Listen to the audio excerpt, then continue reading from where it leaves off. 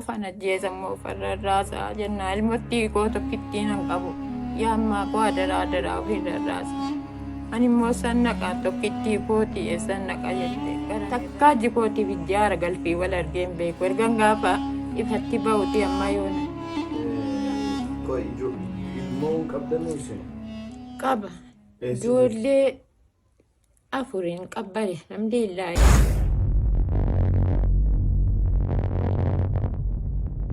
Maqaan koo Fatee Abbaa Raayyaan jedhama. Rakkoo rakkina namni namaan beekne keessan jira. Amma immoo kottaa rakkina koo ilaalaatii rakkoo tokko keessaa furmaata tokkotti na dabarsaa jedheetan isin waame. Waggaa baay'ee rakkadhe, waggaa baay'ee nukkubsadhe. Ergan nukkubsadheen booda naatan tamma'eetuun karaarra deemee yatiima bulchuu jedhu baajaajiin karaarratti na rukutte ilkaan lama narraa cabe. Gayeetii miti ilkaan lama narraa cabe haaliin qabu, boleessan qabu, boleettiin qabu, nama na laaluun qabu. Hadha rabbiin koo jijjiirama naa fiduuf isin naa fide malee. Asiin ji'a 5 fayyaa xiise namni boolii na jalaa fuudhe.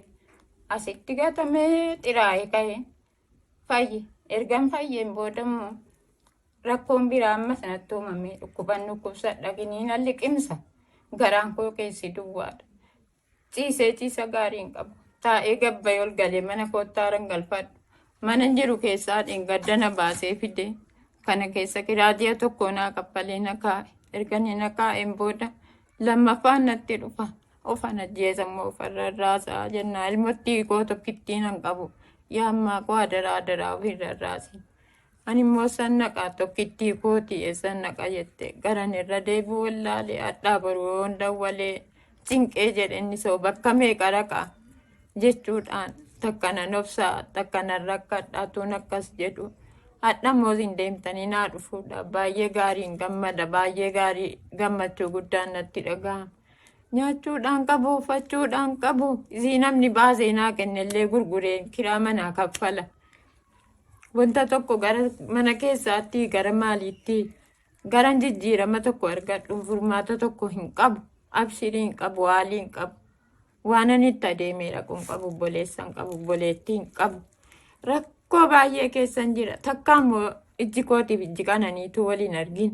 Tarii hadha hoo rabbiin na gargaarsaaf naa dabarsuu ta'e hin beeku malee. Takkaa ijji kootiif ijji haara galfii wal argee hin beeku. Ergan gaafa ifatti ba'uti amma yoona. Akkuma anuma nama ta'e illee gabaarra deemee kana maallee nagadee jiraachuuf namni amanee birrii 20 natti hin kennu waan danuu miti. Baay'ee gara kamiinuu rakkoo baay'ee keessan turee jira. Manannaan kiraa dadhabe keessaa na baasa. Tuun akkana jedhu tuun rakkadhu na dhagaye tuun takka ijji kootiif ijji qananii waliin arge. Ammas immoo rabbiin ergasiin naa fide aaran galfadha jechuutti nan abdadha rabbii koo. Abdii koo ergan gaafa silkii isaa hudhuuti.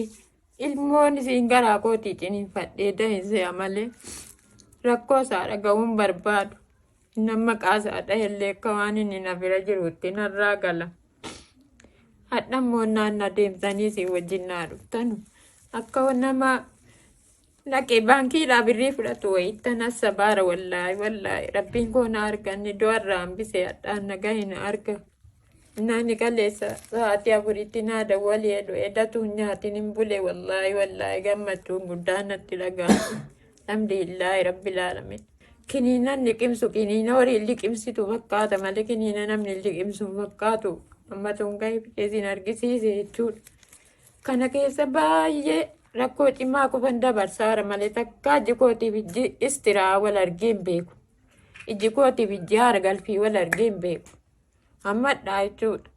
Takka nyaadhee haaran galfadhu, dhugee haaran galfadhu, uffadhee haaran galfadhu. Namni takka natti kolfaa takka naaf boo'a.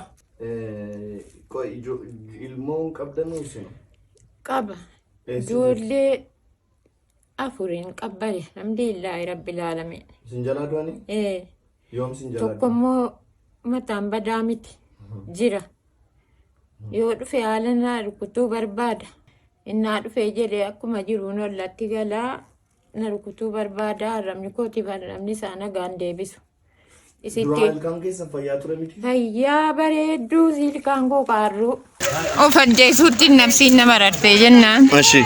Birrii 500 ergeera tokkoon ilmoo keetii waa biti 4 raqii kaffaladhu itti erganitti bareedduu baajaajiin na rukuttee karaa irratti ijoolleen akka keessanii gurbattii naa qabanii hadha rukutamuun koo gara waggaa 4tiif deemaaraa karaarraa na kaasanii kun hodhamee silaa namni natti hin ba'u sana baqatee badu kun citee karaa deebi'ee asiin kana hospitaala guddaa na geessee mucaawwayii. Hospitaala guddaatti hodhamee amma ammaannaa ka'e nama laa kun shiboo keessa jira kun oola.